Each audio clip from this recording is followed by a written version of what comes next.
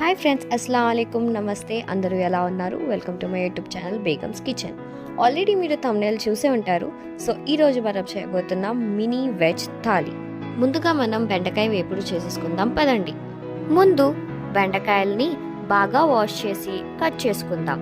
వీటిని మరీ పెద్దగా లేదా మరీ చిన్నగా కాకుండా మీడియం సైజులో కట్ చేసుకోండి.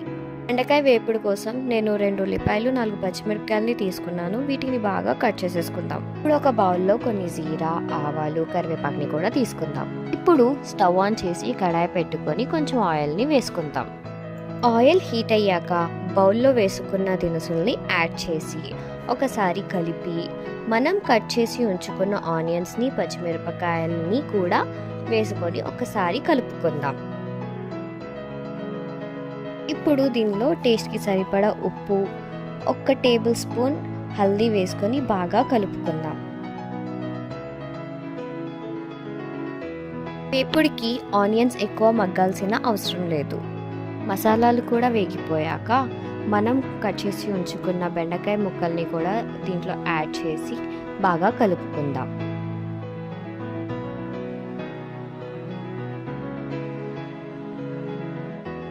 ఇప్పుడు మూత పెట్టుకొని ఒక కాసేపు మగ్గనిద్దాం.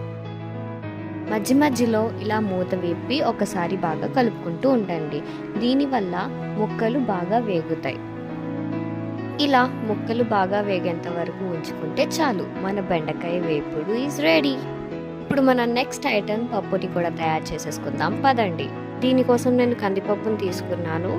పప్పు ఒక 1.5 కప్ వేసుకుంటే చాలు. పప్పుని 2 టైమ్స్ వాష్ చేసుకొని ఇప్పుడు మునిగినంత వరకు నీళ్ళు వేసుకొని నానబెట్టడానికి ఉంచేద్దాం. పప్పు నానే లోపల బియ్యాన్ని కూడా పెట్టేసుకుందాం. బియ్యంలో కొంచెం ఉప్పుని కూడా యాడ్ చేసుకుందాం. స్టవ్ ఆన్ చేసి మనం నానబెట్టడానికి ఉంచుకున్న పప్పుని స్టవ్ మీద పెట్టుకుందాం. ఇప్పుడు అందులోనే 1 టేబుల్ స్పూన్ హల్దీని యాడ్ చేసుకుందాం. 4 పచ్చిమిరపకాయల్ని మీడియంగా కట్ చేసుకొని వేసుకుందాం. మూత పెట్టుకొని హై ఫ్లేమ్లోనే 2 విజిల్స్ వచ్చేంత వరకు ఉంచుదాం. రైస్ బాగా కుక్ అయిపోయింది. ఇప్పుడు దీన్ని ఒక గిన్నెలో వార్చుకుందాం. మన పప్పు కూడా అయిపోయింది. ఇప్పుడు పోపు పెట్టుకుందాం పదండి. పోపు కోసం నేను ఇక్కడ పొడవుగా కట్ చేసుకున్న హాఫ్ ఆనియన్, కరివేపాకు, ఎండుమిరపకాయ, వెల్లుల్లి, జీరా, ఆవాలు తీసుకున్నాను. కడాయిలో కొంచెం నూనె, 1 స్పూన్ నెయ్యిని యాడ్ చేసుకుందాం. ఇప్పుడు ఆనియన్స్ని వేసుకొని బాగా గోల్డ్ కలర్ వచ్చేంత వరకు వేయించుకుందాం. ఇప్పుడు మిగిలిన పోపు దినుసుల్ని కూడా యాడ్ చేసుకొని ఒకసారి బాగా కలుపుకుందాం.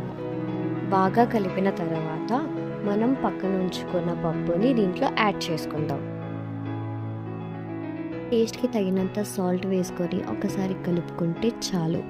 మన యమ్మీ పప్పు ఈజ్ రెడీ. ఇప్పుడు మన నెక్స్ట్ ఐటెం ఖీర్ని కూడా తయారు చేసేసుకుందాం పదండి. ముందుగా పాలుని మరగబెట్టడానికి ఉంచేసుకుందాం.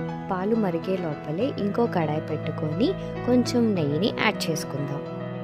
ఇప్పుడు దీనిలోనే కొన్ని డ్రై ఫ్రూట్స్ వేసుకొని బాగా వేయించుకుందాం. గోల్డ్ కలర్లో వచ్చేంత వరకు మీకు నచ్చిన డ్రై ఫ్రూట్స్ వేసుకోవచ్చు. వేసుకున్న తర్వాత నెయ్యిని పాలలో యాడ్ చేసేసుకోండి. యాడ్ చేసుకుని ఒక పొంగు వచ్చేంత వరకు ఉంచుకోండి. పొంగు వచ్చిన తర్వాత సేమియాని యాడ్ చేసుకోండి. నేను ఇక్కడ పామినో రోస్టెడ్ సేమియాని తీసుకున్నాను. మీరు ఒకవేళ నార్మల్ సేమియా తీసుకొని ఉండుంటే దాన్ని ఒకసారి అదే నెయ్యిలో వేయించేసుకోండి. ఒక చిన్న యాలక్కాయని దంచుకొని పాలల్లో వేసి ఒకసారి బాగా కలిపేసుకోండి. ఇలా బాయిల్ అయ్యాక ఒక చిన్న కప్పులో 3/4 చక్కెరని తీసుకొని వేసుకొని ఒకసారి బాగా కలుపుకోండి. ఇలా మన సేమియా ఉడికిపోయిన తర్వాత వేయించి ఉంచుకున్న డ్రై ఫ్రూట్స్ని దీంట్లో యాడ్ చేసుకోండి. లాస్ట్లో ఇలా ఒకసారి పొంగంచేంత వరకు ఉంచి స్టవ్ ఆఫ్ చేసేసుకొని సర్వ్ చేసేసుకోండి. మన పాయసం ఇస్ రెడీ. లాస్ట్లో అప్పడాలని వేపేసుకొని కొంచెం చారు, ఒక ఆవకాయ ముద్దతో సర్వ్ చేసుకుంటే చాలు. మన mini thali is ready. Video నచ్చినట్టయితే లైక్ చేయండి, షేర్ చేయండి, కామెంట్ చేయండి, సబ్స్క్రైబ్ కూడా చేయండి. Thanks for watching.